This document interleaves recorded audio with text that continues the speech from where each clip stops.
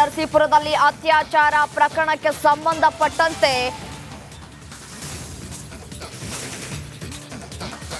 ಅಪ್ಪ ಮಗನ ವಿರುದ್ಧ ಎಸ್ಐಟಿ ಚಾರ್ಜ್ ಶೀಟ್ ಸಲ್ಲಿಕೆ ಮಾಡಿರುವಂತದ್ದು. ರೇವಣ್ಣ ಪ್ರಜ್ವಲ್ ವಿರುದ್ಧ ಚಾರ್ಜ್ ಶೀಟ್ ಸಲ್ಲಿಕೆ ಆಗಿದೆ. ಚಾರ್ಜ್ ಶೀಟ್ ಪ್ರತಿ ರಿಪಬ್ಲಿಕ್ ಕನ್ನಡಗೆ ಲಭ್ಯ ಆಗಿದೆ. ಹೊಳೆನರಸೀಪುರದಲ್ಲಿ ಅತ್ಯಾಚಾರ ಪ್ರಕರಣಕ್ಕೆ ಸಂಬಂಧಪಟ್ಟಂತೆ ಅಪ್ಪ ಮಗನ ವಿರುದ್ಧ ಚಾರ್ಜ್ ಶೀಟ್ ಏನು ಸಲ್ಲಿಕೆಯಾಗಿತ್ತು, ಆ ಒಂದು ಚಾರ್ಜ್ ಶೀಟ್ ರಿಪಬ್ಲಿಕ್ ಕನ್ನಡಗೆ ಲಭ್ಯ ಆಗಿರುವಂತದ್ದು. ಚಾರ್ಜ್ ಶೀಟ್ ನಲ್ಲಿ ಏನಿದೆ ಹಾಗಿದ್ರೆ ಅನ್ನುವಂತಹ ಪ್ರಶ್ನೆಗಳು ಕೂಡ ಉದ್ಭವ ಆಗ್ತಾ ಇರುವಂತದ್ದು. ಅವರ ವಿರುದ್ಧವಾಗಿ ಇದೆಯಾ ಅಥವಾ ಇಲ್ವಾ ಅನ್ನುವಂತಹ ಪ್ರಶ್ನೆಗಳು ಕೂಡ ಕಾಡ್ತಾ ಇದೆ. ಅಪ್ಪ ಮಗನ ವಿರುದ್ಧ ಎಸ್ಐಟಿ ಚಾರ್ಜ್ ಶೀಟ್ ಏನ್ ಸಲ್ಲಿಕೆ ಮಾಡಿದೆ, ಆ ಒಂದು ಪ್ರತಿ ರಿಪಬ್ಲಿಕ್ ಕನ್ನಡಗೆ ಲಭ್ಯ ಆಗಿದೆ. ರೇವಣ್ಣ ಪ್ರಜ್ವಲ್ ವಿರುದ್ಧ ಚಾರ್ಜ್ ಶೀಟ್ ಸಲ್ಲಿಕೆ ಆಗಿರುವಂತದ್ದು. ಅತ್ಯಾಚಾರ ಆಗಿದೆ ಅಂತ ಹೇಳಿ ಸಂತ್ರಸ್ತೆಯರು ದೂರನ್ನ ಕೂಡ ಕೊಟ್ಟಿದ್ರು, ಹೇಳಿಕೆಯನ್ನ ಕೂಡ ಕೊಟ್ಟಿದ್ರು. ಸ್ಥಳ ಮಹಜರು ಕೂಡ ಮಾಡಲಾಗಿತ್ತು, ತನಿಖೆಯನ್ನ ಕೂಡ ಚುರುಕುಗೊಳಿಸಲಾಗಿತ್ತು.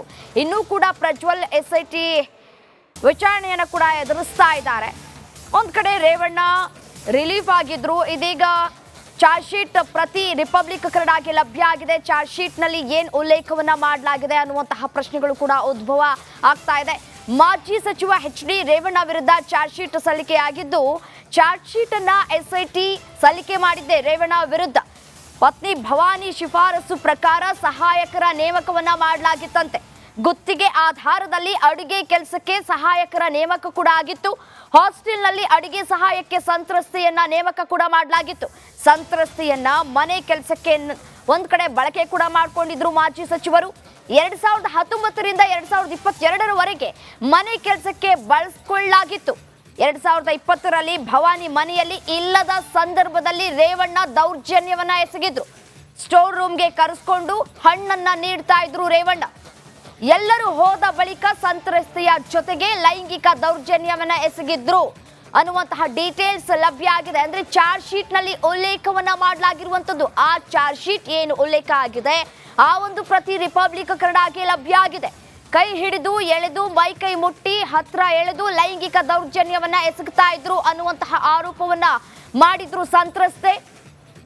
ಇದೆಲ್ಲವನ್ನ ಕೂಡ ಸ್ಥಳಕ್ಕೆ ತೆರಳಿ ಸ್ಥಳದ ಮಹಜರು ಕೂಡ ಮಾಡಲಾಗಿತ್ತು. ಎಸ್ಐಟಿ ತನಿಖೆ ವೇಳೆ ಕೃತ್ಯ ಸಾಬೀತಾಗಿದೆ. ಐಪಿಸಿ ಸೆಕ್ಷನ್ 354, 354A ಅಡಿ ಚಾರ್ಜ್ ಶೀಟ್ ಅನ್ನ ಸಲ್ಲಿಕೆ ಮಾಡಲಾಗಿರುವಂತದ್ದು. ಮತ್ತೊಂದು ಕಡೆ ಪ್ರಜ್ವಲ್ ವಿರುದ್ಧದ ಆರೋಪವಾದ್ರೂ ಏನು ಅಂತ ನಾವು ನೋಡ್ತಾ ಹೋಗೋದಾದ್ರೆ, ಮಾಜಿ ಸಂಸದ ಪ್ರಜ್ವಲ್ ರೇವಣ್ಣ ವಿರುದ್ಧದ ಆರೋಪಗಳು ಏನು? ರೇವಣ್ಣ ಭವಾನಿ ಇಲ್ಲದೆ ಸಂದರ್ಭದಲ್ಲಿ ಲೈಂಗಿಕ ದೌರ್ಜನ್ಯ ಎಸಗಿದ್ರು ಅನ್ನುವಂತಹ ಆರೋಪ ಇತ್ತು. ತಂದೆ ದೌರ್ಜನ್ಯ ಎಸಗಿದ್ದ ಮಹಿಳೆ ಮೇಲೆ ಪ್ರಜ್ವಲ್ ಕೂಡ ಅತ್ಯಾಚಾರವನ್ನ ಮಾಡಿದ್ದಾರೆ ಅನ್ನುವಂತಹ ಡೀಟೇಲ್ಸ್ ಲಭ್ಯ ಆಗಿತ್ತು. ಅದರಂತೆಯೇ ಇದೀಗ ಚಾರ್ಜ್ ಶೀಟ್ ನಲ್ಲೂ ಕೂಡ ಉಲ್ಲೇಖ ಮಾಡಲಾಗಿದೆ. ಹೊಳೆನರಸೀಪುರದಲ್ಲಿ ಲೈಂಗಿಕ ಕಿರುಕುಳ ನೀಡಿದ್ರು ಪ್ರಜ್ವಲ್. 2020ರಲ್ಲಿ ಬೆಂಗಳೂರಿನ ಮನೆಗೆ ಕರ್ಕೊಂಡು ಕೂಡ ಬಂದಿದ್ರು ಪ್ರಜ್ವಲ್ ಅನ್ನುವಂತಹ ಆರೋಪವನ್ನ ಕೂಡ ಮಾಡಿದ್ರು ಸಂತ್ರಸ್ತೆ.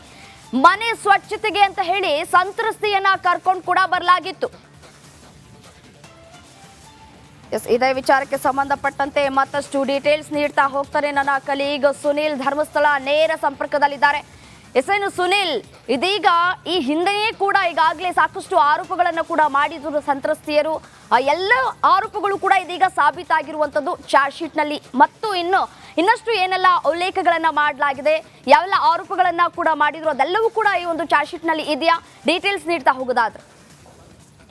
ಎಸ್ ರಮ್ಯಾ, ಹೊಳೆನರಸೀಪುರದಲ್ಲಿ ನಡೆದಿದ್ದಂತಹ ಪ್ರಕರಣಕ್ಕೆ ಸಂಬಂಧಪಟ್ಟಂತೆ ಅಂದರೆ ಇದು ಆರಂಭದಲ್ಲಿ ಲೈಂಗಿಕ ದೌರ್ಜನ್ಯ ಪ್ರಕರಣ ದಾಖಲಾಗಿತ್ತು. ಅದಾದ ನಂತರ ಎಸ್ಐಟಿ ಅಧಿಕಾರಿಗಳು ತನಿಖೆಯನ್ನು ನಡೆಸ್ತಾ ಇದ್ದಂಥ ಸಂದರ್ಭದಲ್ಲಿ ಅತ್ಯಾಚಾರ ಆಗಿದೆ ಅನ್ನುವಂಥದ್ದು ಕೂಡ ಬೆಳಕಿಗೆ ಬಂದಿತ್ತು. ಈ ಹಿನ್ನೆಲೆಯಲ್ಲಿ ಅತ್ಯಾಚಾರ ಪ್ರಕರಣವನ್ನು ಕೂಡ ದಾಖಲು ಮಾಡಿಕೊಂಡು ಎಸ್ಐಟಿ ಅಧಿಕಾರಿಗಳು ತನಿಖೆಯನ್ನು ನಡೆಸ್ತಾ ಇದ್ರು. ಶಾಕಿಂಗ್ ವಿಚಾರ ಅಂತ ಹೇಳಿದರೆ, ಇಲ್ಲಿ ಮೊದಲನೇದಾಗಿ ಉಲ್ಲೇಖ ಮಾಡಿರುವಂಥದ್ದು ಮಾಜಿ ಸಚಿವ ಆಗಿರುವಂತಹ ಎಚ್.ಡಿ. ರೇವಣ್ಣ ಅವರು ತಮ್ಮ ಮನೆಯಲ್ಲಿ ಕೆಲಸ ಮಾಡ್ತಾ ಇದ್ದಂಥ ಒಬ್ಬರು ಮಹಿಳೆ, ಅಂದರೆ ಆ ವಿದ್ಯಾರ್ಥಿ ನಿಲಯದಲ್ಲಿ ಅವರು ಸಹಾಯಕರಾಗಿ ಅಡುಗೆ ಸಹಾಯಕರಾಗಿ ಕೆಲಸವನ್ನು ಮಾಡ್ತಾಯಿದ್ರು. ಅವರನ್ನು ತಮ್ಮ ಮನೆಯ ಕೆಲಸಕ್ಕೂ ಕೂಡ ಇವರು ವೈಯಕ್ತಿಕವಾಗಿ 3 ವರ್ಷಗಳ ಕಾಲ ಬಳಕೆ ಮಾಡಿಕೊಂಡಿದ್ರು ಅನ್ನುವಂಥದ್ದು. ಈ ಸಂದರ್ಭದಲ್ಲಿ ಆ ಮಹಿಳೆಗೆ ಲೈಂಗಿಕ ದೌರ್ಜನ್ಯವನ್ನು ಎಸಗಿದ್ರು ಅನ್ನುವಂಥ ಒಂದು ದೂರು ಬಂದಿತ್ತು. ಇದಕ್ಕೆ ಸಂಬಂಧಪಟ್ಟಂತೆ ತನಿಖೆಯನ್ನು ನಡೆಸಿರುವಂಥ ಎಸ್ಐಟಿ ಅಧಿಕಾರಿಗಳು ಸಂಬಂಧಪಟ್ಟಂತೆ ಹಲವಾರು ಸಾಕ್ಷ್ಯಗಳನ್ನು ಕೂಡ ಕಲೆ ಹಾಕಿದ್ದಾರೆ. ಆ್ಯಂಡ್ ಇದೇ ಚಾರ್ಜ್ ಶೀಟ್ನಲ್ಲಿ ಇದೇ ಪ್ರಕರಣಕ್ಕೆ ಸಂಬಂಧಪಟ್ಟಂತೆ ತನಿಖೆಯನ್ನು ಮುಂದುವರಿಸುವಂಥ ಸಂದರ್ಭದಲ್ಲಿ ಅದೇ ಸಂತ್ರಸ್ತೆ ಈ ರೇವಣ್ಣ ರೇವಣ್ಣ ಅವರ ಮಗ ಪ್ರಜ್ವಲ್ ರೇವಣ್ಣ ಅವರು ಕೂಡ ತನ್ನ ಮೇಲೆ ಅತ್ಯಾಚಾರವನ್ನು ಎಸಗಿದ್ದಾರೆ ಅನ್ನುವಂಥ ಒಂದು ವಿಚಾರವನ್ನು ಮೆನ್ಷನ್ ಮಾಡಿದ್ರು. ಇದಕ್ಕೆ ಸಂಬಂಧಪಟ್ಟಂತೆ ತನಿಖೆಯನ್ನು ನಡೆಸಿರುವಂತಹ SIT ಅಧಿಕಾರಿಗಳು ಎಲ್ಲೆಲ್ಲಿ ಈ ಕೃತ್ಯ ನಡೆದಿದ್ದಾವೆ ಅನ್ನುವಂಥಕ್ಕೆ ಸಂಬಂಧಪಟ್ಟಂತೆ ಸಾಕ್ಷ್ಯಗಳನ್ನು ಕಲೆ ಹಾಕಿದ್ದಾರೆ. ಆ್ಯಂಡ್ ಕೊನೆಯಲ್ಲಿ ಈ ಒಂದು ಚಾರ್ಜ್ ಶೀಟ್ನಲ್ಲಿ ಮತ್ತೊಂದು ಪ್ರಮುಖ ವಿಚಾರವನ್ನು ಕೂಡ ಉಲ್ಲೇಖ ಮಾಡಿದ್ದಾರೆ. ಇಡೀ ಕೇಸ್ನಲ್ಲಿ ಇರುವಂತಹ ಸಾಕ್ಷ್ಯಗಳನ್ನು ನಾಶ ಮಾಡೋದಕ್ಕೋಸ್ಕರ, ಅಂದರೆ ಈ ಪ್ರಕರಣ ಬೆಳಕಿಗೆ ಬಂದ ನಂತರ ಪ್ರಜ್ವಲ್ ರೇವಣ್ಣ ಅವರು ವಿದೇಶಕ್ಕೆ ಫರಾರಿಯಾಗಿದ್ದರು ಮತ್ತು ಈ ಎಲ್ಲ ಕೃತ್ಯಗಳನ್ನು ತಮ್ಮ ಮೊಬೈಲ್ನಲ್ಲಿ ರೆಕಾರ್ಡ್ ಮಾಡ್ಕೊಂಡಿದ್ರು. ಅದನ್ನು ನಾಶ ಮಾಡುವಂಥ ಒಂದು ಪ್ರಯತ್ನವನ್ನು ಕೂಡ ಈ ಒಂದು ಪ್ರಕ್ರಿಯೆಯಲ್ಲಿ ನಡೆಸಿದ್ರು ಅನ್ನುವಂಥ ವಿಚಾರ ಚಾರ್ಜ್ ಶೀಟ್ನಲ್ಲಿ ಉಲ್ಲೇಖ ಆಗಿದೆ. ರಮ್ಯಾ, ಓಕೆ, ಮತ್ತೊಂದು ಕಡೆ ಈ ಒಂದು ಆರೋಪ ಏನಿದೆ, ಈ ಒಂದು ಆರೋಪಗಳ ಕೇಳಿಬಂದ ನಂತರ ಎಲ್ಲಾ ಸಾಕ್ಷಿಗಳನ್ನ ಈಗಾಗಲೇ SIT ಅಧಿಕಾರಿಗಳು ಕಲೆ ಹಾಕಿದ್ದಾರಾ? ಈಗ ರೇವಣ್ಣ ಅದೇ ರೀತಿಯಾಗಿ ಪ್ರಜ್ವಲ್ ರವರ ಮುಂದಿನ ನಡೆ ಏನಾಗಬಹುದು ಅಂತ ಡೀಟೇಲ್ಸ್ ನೀಡ್ತಾ ಹೋಗೋದಾದ್ರೆ ರಮ್ಯಾ, ಸದ್ಯಕ್ಕೆ ಈ ಪ್ರಕರಣಕ್ಕೆ ಸಂಬಂಧಪಟ್ಟಂತೆ SIT ಅಧಿಕಾರಿಗಳು ಕೋರ್ಟ್ನಲ್ಲಿ ಚಾರ್ಜ್ ಶೀಟ್ನ ಸಲ್ಲಿಕೆ ಮಾಡಿದ್ದಾರೆ. ಸೊ ಲೀಗಲಿ ನೋಡ್ತಾ ಹೋದರೆ ಇದರ ಜೊತೆಗೆ ಇನ್ನೂ ಸಾಕಷ್ಟು ಪ್ರಕರಣಗಳು ಕೂಡ ದಾಖಲಾಗಿದ್ದಾವೆ. ಇದೀಗ ಈ ಪ್ರಕರಣಕ್ಕೆ ಸಂಬಂಧಪಟ್ಟಂತೆ ಕೋರ್ಟ್ನಲ್ಲಿ ನಾಳೆ ದಿನ ಟ್ರಯಲ್ ಶುರುವಾದ ನಂತರ ಯಾವ ರೀತಿ ಸಾಕ್ಷಿಗಳ ಹೇಳಿಕೆಗಳು ಕೋರ್ಟ್ನಲ್ಲಿ ಪ್ರಮುಖವಾದಂಥ ಒಂದು ಪಾತ್ರವನ್ನು ವಹಿಸುತ್ತೆ ಅನ್ನೋದ್ರ ಮೇಲೆ ಈ ಒಂದು ಕೇಸ್ ಡಿಪೆಂಡ್ ಆಗಿದೆ. ಒಂದು ವೇಳೆ ಸಾಕ್ಷಿಗಳು ಉಲ್ಟಾ ಹೊಡೆದಿದ್ದೇ ಆದಿಲ್ಲ, ಯಾಕೆಂದರೆ ತುಂಬ ಕೇಸ್ಗಳಲ್ಲಿ ಆ ರೀತಿ ಆಗಿದ್ದು ಕೂಡ ಇದೆ. ಹಾಗಾಗಿ ಸಾಕ್ಷಿಗಳು ಈಗ ಪೊಲೀಸರ ಮುಂದೆ ನೀಡಿರುವಂಥ ಹೇಳಿಕೆಯನ್ನೇ ಕೋರ್ಟ್ನಲ್ಲೂ ಕೂಡ ನೀಡಿದರೆ ಆಗ ಖಂಡಿತವಾಗಿಯೂ ಈ ಒಂದು ಪ್ರಕರಣದಲ್ಲಿರುವಂಥ ಇಬ್ಬರು ಆರೋಪಿಗಳ ವಿರುದ್ಧ ಕೂಡ ಕೋರ್ಟ್ನಲ್ಲಿ ಈ ಒಂದು ಪ್ರಕರಣ ಸಾಬೀತಾಗುವಂಥ ಸಾಧ್ಯತೆ ಇದೆ. ಯಾಕೆಂದರೆ ಕೇವಲ ಚಾರ್ಜ್ ಶೀಟ್ನಲ್ಲಿ ಸಾಬೀತಾದ ಮಾತ್ರಕ್ಕೆ ಅವ್ರನ್ನ ಆರೋಪಿಗಳು ಅಂತ ಹೇಳೋದಕ್ಕೆ ಸಾಧ್ಯ ಆಗಲ್ಲ. ನಾಳೆ ಕೋರ್ಟ್ನಲ್ಲಿ ಅದು ಸಾಬೀತಾಗಬೇಕು. ಸಂಬಂಧಪಟ್ಟಂಥ ಸಾಕ್ಷಿಗಳು ಸಾಕ್ಷ್ಯವನ್ನು ನುಡಿಬೇಕು. ಜೊತೆಗೆ SIT ತನಿಖಾಧಿಕಾರಿಗಳು ಕಲೆ ಹಾಕಿರುವಂಥ ಸಾಕ್ಷ್ಯಾಧಾರಗಳು ಕೂಡ ಕೋರ್ಟ್ಗೆ ಮನವರಿಕೆ ಆಗಬೇಕು. ಸೊ ಹಾಗಾಗಿ ಆ ಒಂದು ಕೋರ್ಟ್ನಲ್ಲಿ ಶುರುವಾಗುವಂಥ ಟ್ರಯಲ್ ಮೇಲೆ ಈ ಒಂದು ಕೇಸ್ ಮುಂದೆ ಯಾವ ರೀತಿ ಮುಂದುವರಿಯುತ್ತೆ ಅನ್ನುವಂಥದ್ದು ಅವಲಂಬಿತ ಆಗಿರುವಂಥದ್ದು. ಓಕೆ, ಧನ್ಯವಾದ ತಮ್ಮೆಲ್ಲ ಮಾಹಿತಿಗಾಗಿ ಸುನಿಲ್. ಚಾರ್ಜ್ ಶೀಟ್ನಲ್ಲಿ ಈಗಾಗಲೇ ಒಂದಷ್ಟು ವಿಚಾರಗಳನ್ನ ಕೂಡ ಉಲ್ಲೇಖ ಮಾಡಲಾಗಿರುವಂಥದ್ದು. ಆಕೆಯನ್ನ 3 ವರ್ಷಗಳಿಂದ ಕೂಡ ಬಳಕೆ ಮಾಡಿಕೊಂಡಾಗಿತ್ತು ಅಂತ ಈಗಾಗಲೇ ಕೂಡ ಉಲ್ಲೇಖ ಆಗಿದೆ.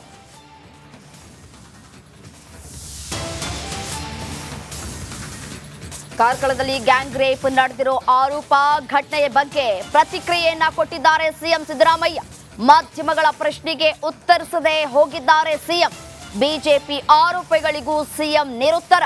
ಬೆಂಗಳೂರಿನಲ್ಲಿ ಸಿಎಂ ಸಿದ್ದರಾಮಯ್ಯ ಮೌನವನ್ನ ವಹಿಸಿದ್ದಾರೆ.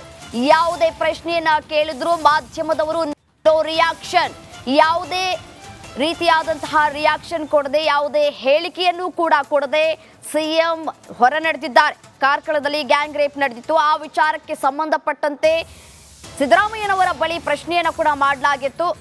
ಆದರೆ ಅದಕ್ಕೂ ಕೂಡ ರಿಯಾಕ್ಷನ್ ಕೊಟ್ಟಿಲ್ಲ. ಇನ್ನು ರಾಜ್ಯದಲ್ಲಿ ಏನೆಲ್ಲ ಬೆಳವಣಿಗೆಗಳು ಆಗ್ತಾ ಇದೆ ಮುಡಾ ಹಗರಣಕ್ಕೆ ವಿಚಾರಕ್ಕೆ ಸಂಬಂಧಪಟ್ಟಂತೆ, ಆ ವಿಚಾರಕ್ಕೆ ಸಂಬಂಧಪಟ್ಟಂತೆಯೂ ಕೂಡ ಸಿದ್ದರಾಮಯ್ಯನವರ ಬಳಿ ಪ್ರಶ್ನೆಯನ್ನ ಕೂಡ ಮಾಡಲಾಗಿತ್ತು. ಆದರೆ ಅದ್ಯಾವುದಕ್ಕೂ ಕೂಡ ಉತ್ತರವನ್ನ ಕೊಡದೆ ಸಿಎಂ ನಡೆದಿದ್ದಾರೆ.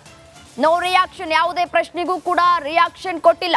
ಮಾಧ್ಯಮದವರ ಪ್ರಶ್ನೆಗೆ ಯಾವುದೇ ರೀತಿಯಾದಂತಹ ಉತ್ತರವನ್ನ ಕೊಡದೆ ಮೌನವನ್ನ ವಹಿಸಿದ್ದಾರೆ. ಅಂದ್ರೆ ಮೌನವನ್ನ ವಹಿಸ್ಬಿಟ್ರೆ ಎಲ್ಲವೂ ಕೂಡ ಸರಿ ಹೋಗುತ್ತಾ? ಹಾಗಾದ್ರೆ